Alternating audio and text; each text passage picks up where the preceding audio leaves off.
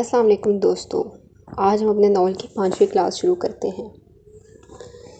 آدھا گھنٹے تک سڑکیں ناپتے رہنے کے بعد اس نے ایک بہت بڑے بنگلے کی گھنٹی بجائی تھی۔ صاحب کھانا لگاؤں؟ لاؤنج میں داخل ہونے پر ملازم نے اسے دیکھ کر پوچھا۔ نہیں، اس نے نفی میں سر ہلاتے ہوئے کہا۔ دودھ؟ نہیں۔ وہ رکے بغیر وہاں سے گزرتا چلا گیا۔ اپنے کمرے میں داخل ہو کر اس نے دروازہ بند کر لیا۔ کمرے کی لائٹ آن کر کے وہ کچھ دیر بے مقصد ادھر ادھر دیکھتا رہا، پھر باتھ روم کی طرف بڑھ گیا۔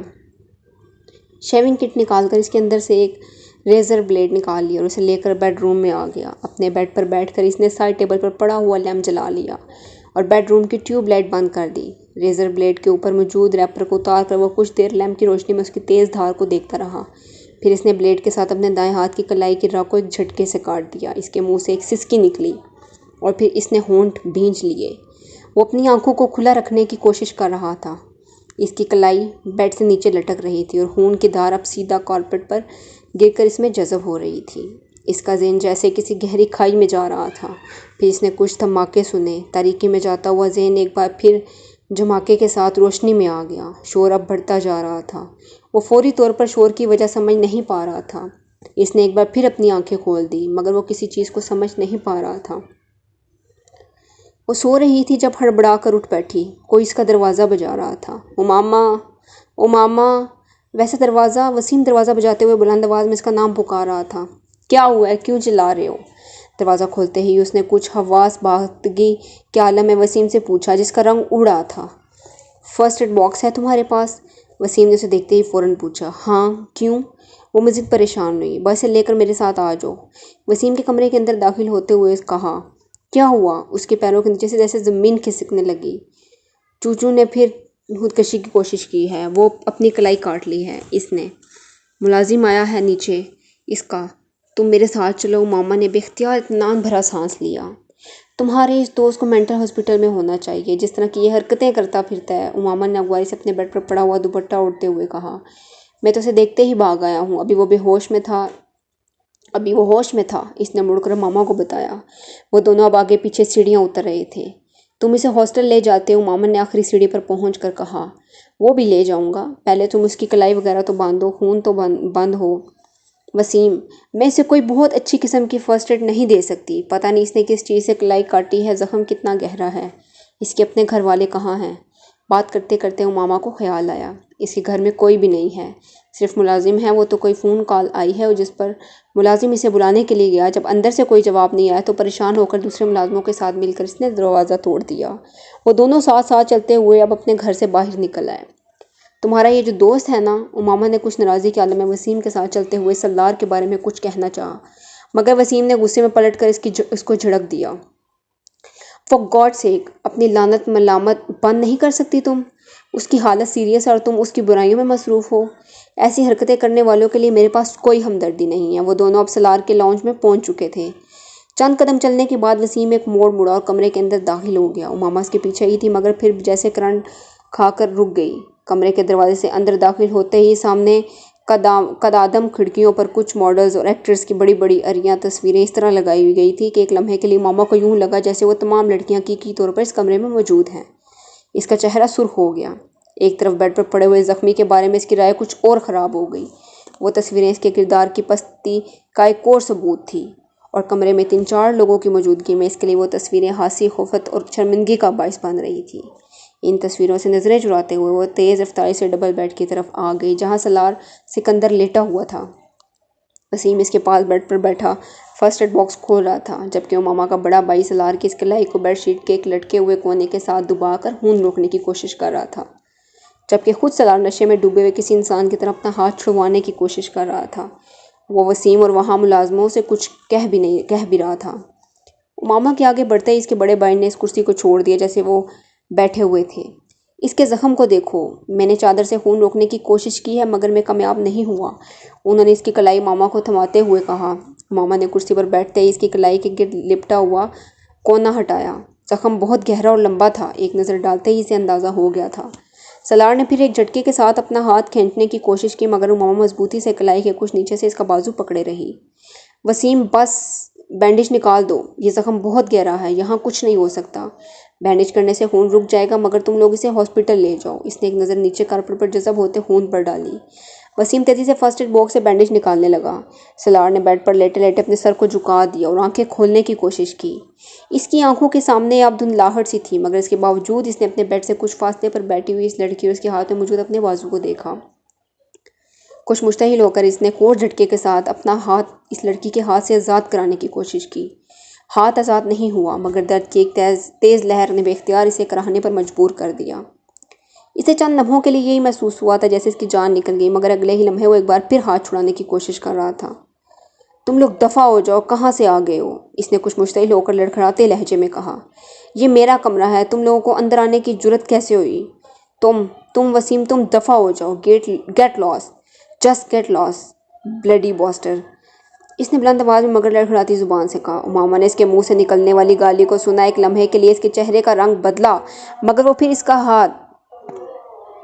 پھر وہ اس کا ہاتھ مضبوطی سے پکڑے بیٹھی رہی۔ اس نے بلند آواز میں مگر لڑکھڑاتی زبان سے کہا۔ امامہ نے اس کے منہ سے نکلنے والی گالی کو سنا۔ ایک لمحے کے لیے اس کے چہرے کا رنگ بدلا، مگر وہ پھر اس کا ہاتھ مضبوطی سے پکڑے بیٹھی رہی۔ اس نے وسیم سے کاٹن لے کر کراہتے ہوئے سلار کی کلائی کے زخم پر رکھ دی، جو ہاتھ کو کھینچنے اور ہلانے سے باز نہیں آ رہا تھا۔ وسیم کے ہاتھ سے لے کر لپیٹنا شروع کر دیا۔ سلار نے دھندلائی ہوئی آنکھوں کے ساتھ اپنی کلائی کے گرد کسی چیز کی نرمی کو محسوس کیا۔ کچھ بے بسی اور جھنجھلاہٹ کے عالم میں سلار نے اپنے بائیں ہاتھ کے زور سے اپنے دائیں ہاتھ کے چھڑانے کی کوشش کی تھی۔ دھندلائی ہوئی آنکھوں کے ساتھ اس کا آگے بڑھنے والا بایاں ہاتھ لڑکی کے سر سے ٹکرایا تھا۔ اس کے سر سے نہ صرف دوپٹہ اترا تھا بلکہ اس کے بال بھی کھل گئے تھے۔ امامہ نے ہڑبڑا کر اسے دیکھا، وہ ایک بار پھر اپنا بایاں ہاتھ آگے لا رہا تھا۔ امامہ نے اپنے بائیں ہاتھ سے اس کی کلائی کو پکڑے رکھا، جبکہ دائیں ہاتھ میں پکڑی ہوئی بینڈیج چھوڑ کر اپنی پوری قوت سے اپنا دایاں ہاتھ اس کے دائیں گال پر دے مارا۔ تھپڑ اتنا زناٹے دار تھا کہ ایک لمحے کے لیے سلار کی آنکھوں کے سامنے چھائی ہوئی دھند چھٹ گئی۔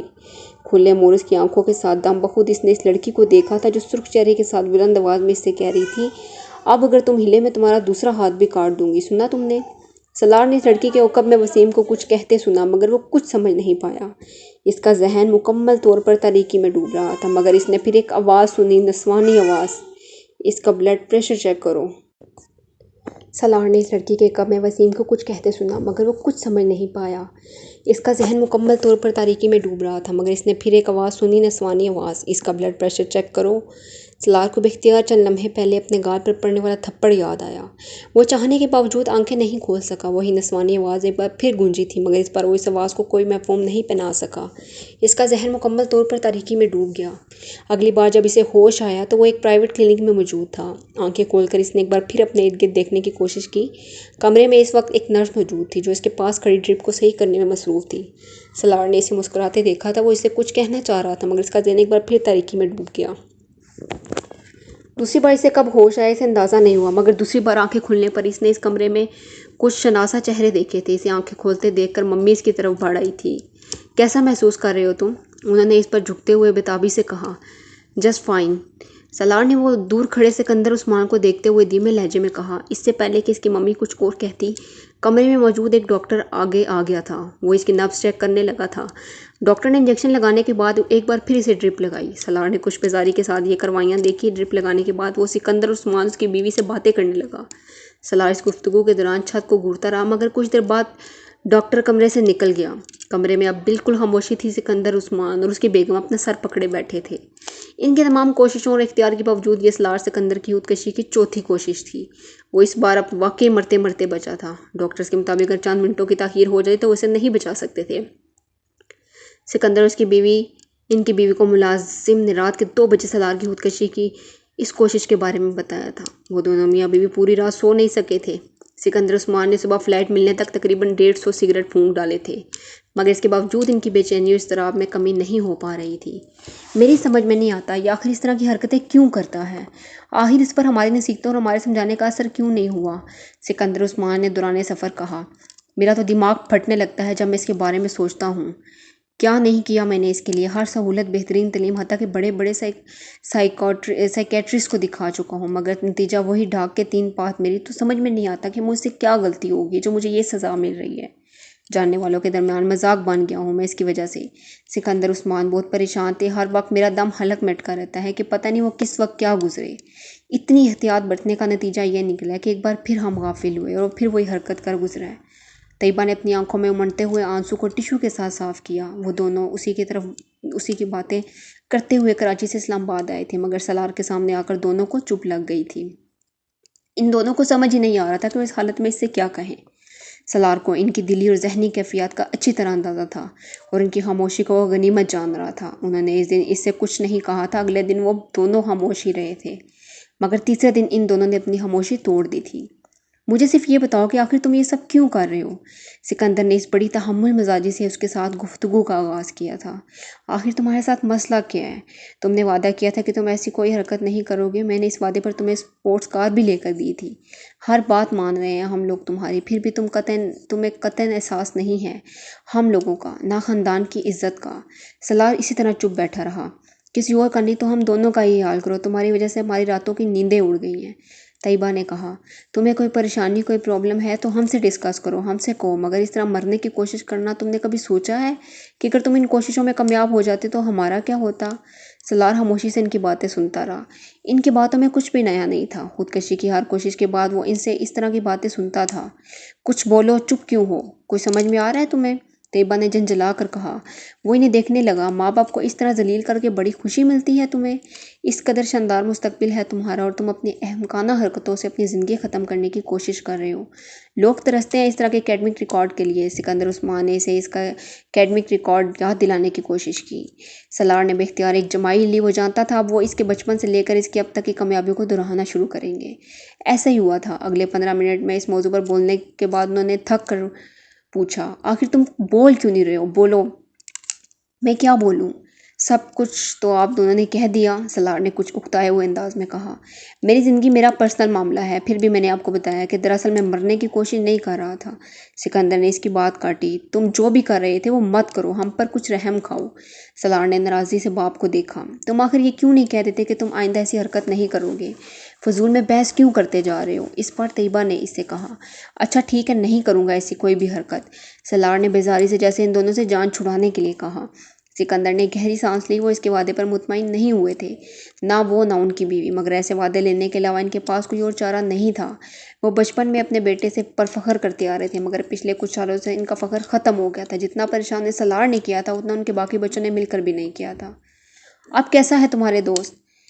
आ गए थे तुम उसकी हैरी दरियाफ्त करने? उमामा वसीम के साथ मार्केट जा रही थी और अचानक उसे सलार का ख्याल आया। पहले से तो हालत काफ़ी बेहतर है उसकी, शायद कल परसों तक डिस्चार्ज हो जाए। वसीम ने इसे सलार के बारे में तफसील से आगाह किया। क्या तुम चलोगी वापसी पर उसको देखने? वसीम को अचानक ख्याल आया। मैं? उमामा हैरान हुई। मैं क्या करूँगी जाकर? हैरियत दरियाफ्त करना, और क्या करना है तुम्हें? वसीम ने संजीदगी से कहा। अच्छा, उमामा ने कुछ तामुल से कहा। चलो ठीक है, चलेंगे। हालांकि इस तरह के मरीज़ की इयादत करना फजूल है। इसने लापरवाही से कंधे उचकाते हुए कहा। ऐसे मुझे तवक्को थी कि इसके पेरेंट्स हमारे घर आएंगे शुक्रिया वगैरह अदा करने के। हमने इनके बेटे की जान बचा ली। किस कदर बर वक्त मदद की थी हमने, मगर उन्होंने तो भूले से हमारे घर का रुख नहीं किया। उमामा ने तबसरा किया। तुम इन बेचारों की कंडीशन का अंदाज़ा ही नहीं कर सकती। किस मुँह से वो शुक्रिया अदा करने, और फिर अगर वो ये पूछ बैठें कि आपके बेटे ने ऐसी हरकत क्यों की, तो वो दोनों क्या जवाब देंगे? वो बेचारे अजीब मुश्किल में फंसे हुए हैं। वसीम ने कदरे अफसोस करने वाले अंदाज में कहा। वैसे इनके पेरेंट्स ने मेरा बहुत शुक्रिया अदा किया, और अम्मी और अब्बू परसों जब इनकी हैरियत दरियाफ्त करने गए थे तो उन्होंने वहाँ भी इन दोनों का बहुत शुक्रिया अदा किया। ये तो अम्मी और बाबा की समझदारी थी कि उन्होंने इनसे कोई सवाल नहीं किया और सलार के बारे में, वरना तो इधर भी हासी हफ्त का सामना करना पड़ता उन्हें। वसीम ने गाड़ी मोड़ते हुए कहा। मगर आखिर तुम्हारे इस दोस्त का मसला क्या है? क्यों बैठे बिठाए इस तरह की हमकाना हरकतें करने लगता है? उमामा ने पूछा। तुम मुझसे इस तरह पूछ रहे हो जैसे वो मुझे सब कुछ बता कर सब कुछ करता होगा, मगर क्या पता वो किस लिए सब करता है या क्यों करता है। तुम्हारा इतना गहरा दोस्त है, तुम पूछते क्यों नहीं उससे? इतना गहरा भी नहीं है कि ऐसी बातों के बारे में मुझे बताने लगे। वैसे मैं क्यों करे दूँ? होगा उसका कोई मसला? तो फिर बेहतर नहीं है कि तुम ऐसे दोस्त से कुछ फासले पर रहो। ऐसे लोगों से दोस्ती अच्छी नहीं होती। अगर कल को तुमने भी इस तरह की हरकतें शुरू कर दी तो? वैसे तुमने इस दिन जो हरकत की थी वो अगर उसे याद रही तो हमारी दोस्ती में खुद ही खासा फ़र्क आ जाएगा। वसीम ने कुछ जताने वाले अंदाज में कहा। मैं नहीं जानती कि वैसे थप्पड़ याद होगा, वो सही तौर पर होश में तो नहीं था। तुमसे जिक्र किया उसने इस बारे में? मामा ने पूछा। नहीं, मुझसे कहा तो नहीं, मगर हो सकता है कि उसे याद हो। तुमने अच्छा नहीं किया था। اس نے حرکت ہی ایسی کی تھی، ایک تو اپنا ہاتھ کھینچ رہا تھا، دوسرا گالیاں دے رہا تھا، اوپر سے میرا دوپٹہ بھی کھینچ لیا۔ اس نے دوپٹہ نہیں کھینچا تھا، اس کا ہاتھ لگا تھا۔ وسیم نے سلار کا دفاع کرتے ہوئے کہا، جو بھی تھا اس وقت تو مجھے بہت غصہ آیا تھا، مگر بعد میں مجھے بھی افسوس ہوا تھا، اور میں نے تو اللہ کا بہت شکر ادا کیا کہ وہ بچ گیا۔ اگر کہیں وہ مر جاتا تو مجھے بہت ہی پچھتاوا ہوتا اپنے اس تھپڑ کا۔ ماما نے قدرے معذرت خوانا انداز میں کہا، چلو تم آج جا رہی ہو تو معذرت کر لینا۔ وسیم نے مشورہ دیا۔ کیوں ایکسکیوز کروں؟ ہو سکتا ہے اسے کچھ یاد ہی نہ ہو، پھر میں خواہ گڑے مردے کھاڑوں اسے یاد دلاؤں کہ میں نے اس کے ساتھ کیسا کیا تھا۔ ماما نے فوراً کہا، اور فرض کرو اسے سب کچھ یاد ہوا تو کیا ہوگا؟ وہ کون سا ہمارا رشتہ دار ہے؟ اس کے تعلقات خراب ہو جائیں گے ہمارے ساتھ، یا میل جول میں فرق پڑے گا؟ ماما نے لاپرواہی سے کہا۔ شاپنگ کرنے کے بعد سلار سے کلینک لے آیا جہاں سلار زیر علاج تھا۔ وہ دونوں جس وقت اس کمرے میں داخل ہوئے اس وقت وہ سوپ پینے میں مصروف تھا۔ سلار نے وسیم کے ساتھ آنے والی لڑکی کو دیکھا اور فوراً پہچان لیا تھا۔ اگر اس رات اس حالت میں وہ اسے شناخت نہیں کر سکا، مگر اس وقت اسے دیکھتے ہی وہ اسے پہچان گیا تھا۔ اپنی ممی سے وہ بات کہنے وہ پہلے جان چکا تھا کہ وسیم کی بہن نے اسے فرسٹ ایڈ دی تھی، مگر اسے وہ فرسٹ ایڈ یاد نہیں تھی۔ جب وہ زناٹے دار تھپڑ یاد تھا جس اس رات اسے پڑا تھا، اس لیے ماما کو دیکھتے ہی وہ سوپ پیتے پیتے رک گیا۔ اس کی چبھتی ہوئی نظروں سے ماما کو اندازہ ہوا کہ اسے یقیناً اس رات ہونے والے واقعات کسی نہ کسی حد تک یاد تھے۔ رسمی الیکس لیک کے بعد اس کی ممی ماما کا شکریہ ادا کرنے لگی، جبکہ سلار نے سوپ پیتے ہوئے گہری نظروں سے اسے دیکھا۔ وسیم نے اس کی دوستی کو کئی سال گزر چکے تھے اور اس نے وسیم کے گھر میں ماما کو کئی بار دیکھا تھا، مگر اس نے پہلے ہی کہیں توجہ نہیں دی تھی۔ اس دن وہ پہلی بار اس قدرے تنقیدی انداز میں غور کر رہا تھا۔ اس کے دل میں ماما کے لیے تشکری احسان مندی کے لیے کوئی جذبات نہیں تھے۔ اس کی وجہ سے اس کے سارے پلان کا بیڑا غرق ہو گیا تھا۔ وہ ماما اس کی ممی سے گفتگو میں مصروف تھی، مگر وقتاً فوقتاً اپنے اوپر پڑنے والی اس کی نظروں سے بھی واقف تھی۔ زندگی میں پہلی بار سے کسی کی نظریں اتنی بری لگی تھی۔ ایک لمحے کے لیے اس کا دل چاہ اٹھ کر وہاں سے بھاگ جائے۔ سلار کے بارے میں اس کی رائے بھی اور بھی خراب ہو گئی تھی۔ وہ اپنے اس تھپڑ کے لیے معذرت کے ارادے سے وہاں آئی تھی، مگر اس وقت اس کا دل چاہا اسے دو چار تھپڑ اور لگا دے۔ تھوڑی دیر وہاں بیٹھنے کے بعد فوراً واپس جانے کے لیے اٹھ کھڑی ہوئی، اور واپس جاتے ہوئے اسے سلار کے ساتھ لیکس لیک کا تکلف بھی نہیں کیا تھا۔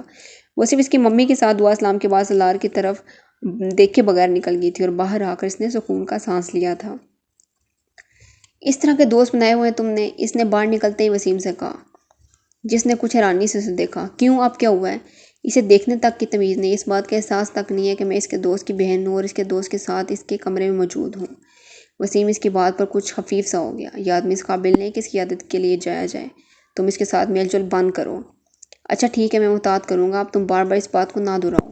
وسیم نے موضوع گفتگو بدلنے کی کوشش کی اور کہا، ماما دانستہ طور پر خاموش ہوگی، مگر سلار اس کے ناپسندیدہ افراد کی لسٹ میں شامل ہو چکا تھا۔ یہ ایک اتفاق ہی تھا کہ وہ ان دنوں کچھ چھٹیاں گزارنے اسلام آباد آئی ہوئی تھی، ورنہ شاید سلار سے اتنا قریبی اور اتنا پسندیدہ تعلق کبھی پیدا نہ ہوتا۔ اسلام قبول کرنے کے بعد اس نے پہلی بار جلال انصر کو تب قریب سے دیکھا جب ایک دن وہ چاروں کالج کے لان میں بیٹھی گفتگو میں مصروف تھی۔ وہاں کسی کام سے آیا تھا۔ رسمی سی علیہ السلام کے بعد وہ زینب کے ہاتھ چند قدم دوچار کھڑا تھا۔ ماما کے اس چہرے سے نظریں نہیں اٹھا سکی تھی۔ ایک عجیب سی مسرت اور سرخوشی کا احساس اسے گھیرے میں لے رہا تھا۔ وہ چند منٹ زینب سے بات کرنے کے بعد وہیں سے چلا گیا۔ ماما نے اس کی پشت پر نظریں جمائے اس وقت اسے دیکھتی رہی جب تک وہ نظروں سے اچھل نہیں ہو گیا۔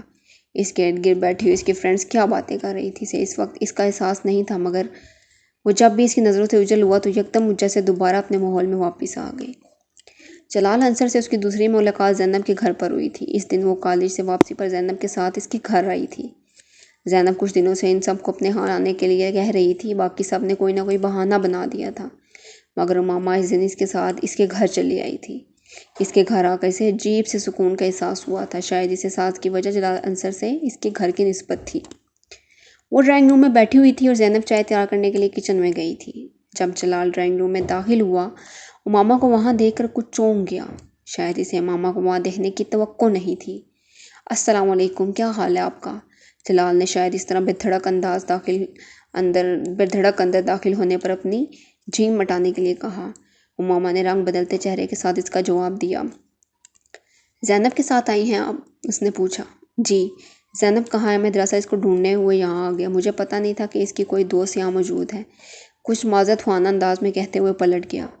آپ بہت اچھی نعت پڑھتے ہیں، ماما نے بے ساختہ کہا۔ وہ ٹھٹک گیا۔ شکریہ۔ وہ کچھ حیران نظر آیا۔ آپ نے کہاں سنی ہے؟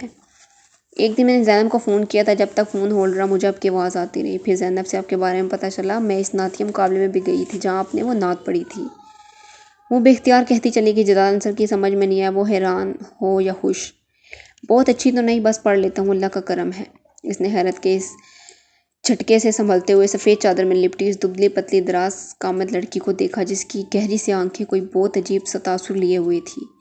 اپنی آواز کی تعریف وہ بہت سوں سے سن چکا تھا، مگر اس وقت اس لڑکی کی تعریف اس کے لیے قدرے غیر معمولی تھی۔ وہ جس انداز میں اس نے یہ کہا تھا اس سے بھی زیادہ عجیب۔ وہ پلٹ کر ڈرائنگ روم سے باہر نکل گیا۔ وہ ویسے بھی لڑکیوں سے گفتگو میں مہارت نہیں رکھتا تھا، پھر ایک ایسی لڑکی سے گفتگو جس سے وہ صرف چہرے کی حد تک واقف تھا۔ امامہ نے ایک عجیب سی مسرت کے عالم میں وہاں بیٹھی ہوئی تھی۔ اسے یقین نہیں آ رہا تھا کہ اس نے جلال انصر سے بات کی تھی۔ اپنے سامنے خود سے اتنے قریب وہ ڈرائنگ روم کے دروازے سے کچھ آگے کارپٹ پر اس جگہ کو دیکھتی رہی جہاں وہ کچھ دیر پہلے کھڑا تھا۔ تصور کی آنکھ سے وہ اسے ابھی بھی وہیں دیکھ رہی تھی۔ ان کی اگلی ملاقات ہاسٹل میں ہوئی۔ پچھلی دفعہ اگر امامہ دانستہ طور پر زینب کے گھر گئی تھی تو اس بار یہ اتفاق تھا۔ امامہ رابعہ کے ساتھ وہاں آئی تھی جسے وہاں اپنے کئی دوست سے ملنا تھا۔ ہاسٹل کے ایک کوریڈور میں فائنل اسٹوڈنٹس کے ایک گروپ نے اسے جلال انصر کو دیکھا۔ اس کی ایک ہارٹ بیٹ مس ہوئی۔ کوریڈور میں اتنا رش تھا کہ وہ اس کے پاس نہیں جا سکتی تھی، اور اس وقت پہلی بار امامہ کو احساس ہوا کہ اسے سامنے دیکھ کر اس کے لیے رک جانا کتنا مشکل کام تھا۔ رابعہ کی دوست کے ساتھ بیٹھے ہوئے بھی اس کا دھیان مکمل طور پر باہر ہی تھا۔ 1 ڈیڑھ گھنٹے کے بعد رابعہ کے ساتھ اس کی دوست کے کمرے سے باہر آئی تھی۔ اب وہاں فائنل ایئر کے اسٹوڈنٹس کا وہ گروپ نہیں تھا۔ امامہ کو باختیار مایوسی ہوئی۔ رابعہ اس کے ساتھ باتیں کرتے ہوئے باہر نکل رہی تھی۔ جب سیڑھیوں پہ ان دونوں کا آمنا سامنا جلال سے ہو گیا، امامہ کا جسم جیسے ایک کرنٹ سے گزر رہا تھا۔ السلام علیکم جلال بھائی، کیسے ہیں آپ؟ رابعہ نے پہل کی تھی۔ اللہ کا شکر ہے، اس نے سلام کا جواب دیتے ہوئے کہا۔ آپ لوگ یہاں کیسے آ گئے؟ اس بار جلال نے امامہ کو دیکھتے ہوئے پوچھا۔ میں اپنی گرل فرینڈ سے ملنے آئی تھی اور امامہ میرے ساتھ آئی تھی، رابعہ مسکراتے ہوئے بتا رہی تھی، جبکہ امامہ خوشی سے اس کے چہرے پر نظریں جمائے ہوئی تھی۔ دستگیری میری تنہائی کی تو نے ہی کی، میں تو مر جاتا اگر ساتھ نہ ہوتا تیرا۔ اس کی بات سنتے ہوئے ایک بار پھر ٹرانس میں آ رہی تھی۔ اس نے بہت کم لوگوں کو اتنے شش لہجے میں اردو بولتے ہوئے سنا تھا جس لہجے میں وہ بات کر رہا تھا۔ پتہ نہیں کیوں ہر بار اس کی آواز سنتے اس کے کانوں میں اس کی پڑی ہوئی نعت گونجنے لگی تھی۔ عجیب سا رشک آ رہا تھا اسے دیکھتے ہوئے۔ جلال نے رابعہ سے بات کرتے ہوئے شاید اس کی محویت کو محسوس کیا تھا، اس لیے بات کرتے کرتے اس نے ماما کی طرف دیکھا اور مسکرایا۔ ماما نے اس کے چہرے سے نظریں ہٹا لی اور بے اختیار اس کا دل چاہا وہ اس شخص کے اور قریب چلی جائے۔ جلال نے نظریں ہٹا کر ارد گرد گزرتے لوگوں کو دیکھتے ہوئے اس نے 3 بار لاہور پڑھی۔ شاید اس وقت شیطان میرے دل میں آ کر مجھے اس کی طرف راغب کر رہا ہے، اس نے سوچا، مگر لاہور پڑھنے کے بعد بھی اس کے اندر کوئی تبدیلی نہیں ہے۔ وہ بھی جلال کے لیے ویسی ہی کشش محسوس کر رہی تھی۔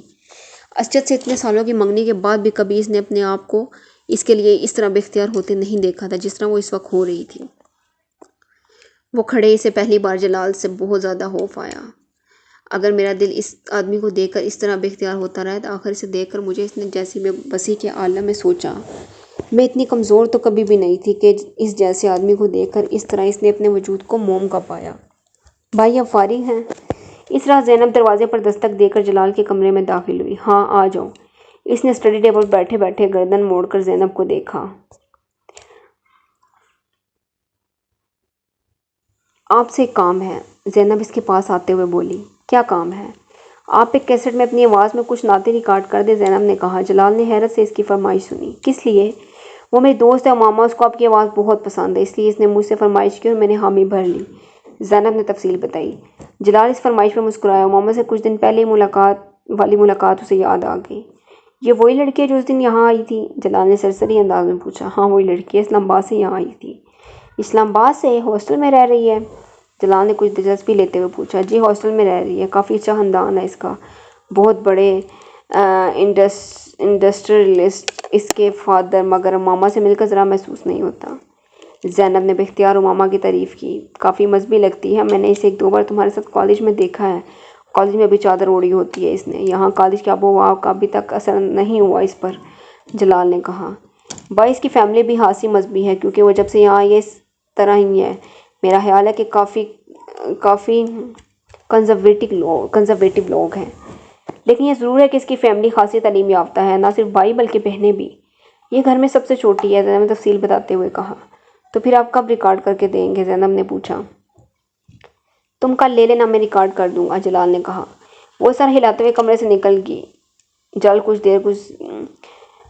کچھ دیر کسی سوچ میں ڈوبا رہا۔ جلال پھر دوبارہ اس کتاب کی طرف متوجہ ہو گیا جسے وہ پڑھ رہا تھا۔ ان کی اگلی ملاقات لائبریری میں ہوئی تھی۔ اس بار امامہ نے اسے وہاں موجود دیکھ کر بے اختیار اس کی طرف چلی گئی تھی۔ رسمی لیکس لیک کے بعد امامہ نے کہا، میں آپ کا شکریہ ادا کرنا چاہتی ہوں۔ جلال نے حیرانی سے اسے دیکھا۔ کس لیے؟ اس کیسٹ کے لیے جو آپ نے ریکارڈ کر کے بھجوائی تھی۔ جلال مسکرایا۔ نہیں، اس کی ضرورت نہیں، مجھے اندازہ نہیں تھا کہ کوئی مجھ سے ایسی فرمائش کر سکتا ہے۔ آپ بہت خوش قسمت ہیں، امامہ نے مدھم آواز میں اسے دیکھتے ہوئے کہا۔ میں کس حوالے سے؟ جلال نے ایک بار پھر حیران ہوتے ہوئے پوچھا۔ ہر حوالے سے، آپ کے پاس سب کچھ ہے۔ آپ کے پاس بھی تو بہت کچھ ہے۔ وہ جلال کی بات پر عجیب سے انداز میں مسکرائی۔ جلال کو شبہ ہوا کہ اس کی آنکھوں میں کچھ نمی نمودار ہوئی تھی، مگر وہ یقین سے نہیں کہہ سکتا تھا کہ وہ اب نظریں جھکائے ہوئے تھی۔ پہلے کچھ بھی نہیں تھا، اب واقعی سب کچھ ہے، جلال نے مدھم آواز میں اسے کہتے سنا۔ وہ نہ سمجھنے والے انداز میں اسے دیکھنے لگا۔ آپ اتنی محبت سے رسول صلی اللہ علیہ وسلم کا نام لیتے ہیں تو میں سوچتی ہوں کہ اس نے اپنی بات ادھوری چھوڑ دی۔ جلال خاموشی سے اس کی بات مکمل ہونے کا انتظار کرتا رہا۔ مجھے آپ پر رشک آتا ہے۔ چند لمحے بعد وہ آہستہ سے بولی۔ سب لوگوں کو تو اس طرح کی محبت نہیں ہوتی جیسی محبت آپ کو حضرت محمد صلی اللہ علیہ وسلم سے ہے۔ ہو بھی جائے تو ہر کوئی اس طرح محبت کا اظہار نہیں کر سکتا کہ دوسرے بھی صلی اللہ علیہ وسلم کی محبت میں گرفتار ہونے لگے۔ محمد صلی اللہ علیہ وسلم کو آپ سے بڑی محبت ہوگی۔ اس نے نظریں اٹھائی، اس کی آنکھوں میں کوئی نمی نہیں تھی۔ شاید مجھے وہم ہوا تھا، جلال نے اسے دیکھتے ہوئے سوچا۔ یہ میں نہیں جانتا، اگر ایسا ہو تو میں واقعی بہت خوش قسمت انسان ہوں۔ میں تو صرف یہ جانتا ہوں کہ مجھے واقعی صلی اللہ علیہ وسلم سے بڑی محبت۔ مجھ جیسے لوگوں کے لیے اتنا ہی کافی ہے۔ ہر ایک کو اللہ اس سے محبت سے نہیں نوازتا۔ وہ بڑی رسانیت سے کہہ رہا تھا۔ امامہ اس کے چہرے سے نظریں نہیں ہٹا سکی۔ اسے کبھی کسی شخص کے سامنے اس طرح کا احساس کمتری نہیں ہوا تھا جس طرح کا احساس کمتری وہ جلال انصر کے سامنے محسوس کرتی تھی۔ شاید میں بھی نعت پڑھ لوں، شاید میں بھی بہت اچھی طرح اسے پڑھ لوں، مگر میں جلال انصر کبھی نہیں ہو سکتی، کبھی نہیں بن سکتی۔ کبھی میری آواز سن کر کسی کا وہ حال نہیں ہو سکتا جو جلال انصر کی آواز سن کر ہوتا ہے۔ وہ لائبریری سے نکلتے ہوئے مسلسل مایوسی کے عالم میں سوچ رہی تھی۔ عمیرہ حامد کے قلم سے نکلا ایک شاہکار ناول جو کبھی بھی بھلایا نہیں جا سکتا۔ جلال انصر سے ہونے والی چند ملاقاتوں کے بعد امامہ نے پوری کوشش کی تھی کہ وہ دوبارہ اس کا سامنا نہ کرے، نہ اس کے بارے میں سوچے، نہ زینب کے گھر جائے۔ حتیٰ کہ اس نے زینب کے ساتھ اپنے تعلقات کو اپنی طرف سے بہت محدود کرنے کی کوشش کی تھی۔ اس کی ہر حفاظتی تدبیر برے طریقے سے ناکام ہوتی گئی۔ ہر گزرتے دن کے ساتھ امامہ کی بے بسی میں اضافہ ہوتا جا رہا تھا۔ پھر اس نے گھٹنے ٹیک دیے تھے۔ اس آدمی میں کوئی چیز ایسی ہے جس کے سامنے میری ہر مزاحمت دم توڑ جاتی ہے، اور شاید اس کا یہ اعتراف ہی تھا کہ جسے اس نے ایک بار پھر جلال کی طرف متوجہ کر دیا۔ پہلے اس کے لیے اس کی بے اختیاری لاشعوری تھی، پھر اس نے شعوری طور پر جلال کو اسجد کی جگہ دے دی۔ آخر کیا برائی ہے اگر میں اس شخص کا ساتھ چاہوں جس کی آواز مجھے بار بار اپنے پیغمبر کی طرف لوٹنے پر مجبور کرتی رہی؟ میں کیوں اس شخص کے حصول کی خواہش نہ کروں جو حضرت محمد صلی اللہ علیہ وسلم سے مجھ سے بھی زیادہ محبت کرتا ہے؟ کیا مضحکہ ہے اگر میں اس شخص کو اپنا مقدر بنائے جانے کی دعا کروں جس کے لیے میں انس رکھتی ہوں اور جس کے کردار سے بھی واقف ہوں؟ کیا برا ہے اگر میں یہ چاہوں کہ میں جلال انصر کے نام سے شناخت پاؤں، اس واحد آدمی کے نام سے جسے سنتے جسے دیکھتے مجھے اس پر رشک آتا ہے؟ اس کے پاس ہر دلیل، ہر توجہ موجود تھی۔ بہت غیر محسوس طور پر وہ اس جگہ جانے لگی جہاں جلال کے پائے جانے کا امکان ہوتا، اور وہ اکثر وہاں پایا جاتا۔ وہ زینب کو اس وقت فون کرتی جب جلال گھر پر ہوتا، کیونکہ گھر پر ہوتے ہی فون ہمیشہ ریسیو ہوتا۔ دونوں کے درمیان چھوٹی موٹی گفتگو رفتہ رفتہ طویل ہونے لگی، پھر وہ ملنے لگے۔ جویریہ، رابعہ، زینب تینوں کو امامہ اور جلال کے ان بڑھتے ہوئے تعلقات کے بارے میں پتہ نہیں تھا۔ جلال اب ہاؤس جاب کر رہا تھا اور امامہ اکثر اس کے ہاسپٹل جانے لگی۔ باقاعدہ اظہار محبت نہ کرنے کے باوجود وہ دونوں اپنے لیے ایک دوسرے کے جذبات کے واقف تھے۔ جلال جانتا تھا کہ امامہ اسے پسند کرتی تھی، اور یہ پسندیدگی عام نوعیت کی نہیں تھی۔ خود امامہ بھی یہ جان چکی تھی کہ جلال اس کے لیے کچھ خاص قسم کے جذبات محسوس کرنے لگا تھا۔ جلال اس قدر مذہبی تھا کہ اسے کبھی اس بات کا تصور بھی نہیں کیا تھا کہ وہ کسی لڑکی کی محبت میں گرفتار ہو جائے گا۔ نہ صرف یہ کہ وہ محبت کرے گا بلکہ اس طرح اس سے ملا کرے گا، مگر یہ سب کچھ بہت غیر محسوس ہوتا گیا۔ اس نے کبھی زینب سے اس بات کا ذکر نہیں کیا کہ اس کے اور امامہ کے درمیان کسی خاص نوعیت کا تعلق ہے۔ اگر وہ یہ انکشاف کر دیتا تو زینب اسے یقیناً امامہ کی اسجد کے ساتھ طے شدہ نسبت سے آگاہ کر دیتی۔ بہت شروع میں ہی وہ امامہ کی ایسی کسی نسبت کے بارے میں جان لے تو امامہ کے بارے میں بہت محتاط ہو جاتا۔ پھر کم از کم امامہ کے لیے اس حد تک انوالو ہونے کا سوال ہی پیدا نہیں ہوتا جس حد تک وہ ہو چکا تھا۔ ان کے درمیان ہونے والی ایسی ایک ملاقات میں امامہ نے اسے پرپوز کیا تھا۔ اسے امامہ کی جرأت پر کچھ حیرانی ہوئی تھی، क्योंकि कम से कम वो खुद बहुत जानने के बावजूद भी अभी बात नहीं कर सका था। आपका हाउस जॉब कुछ अरसे में मुकम्मल हो जाएगा, इसके बाद आप क्या करेंगे?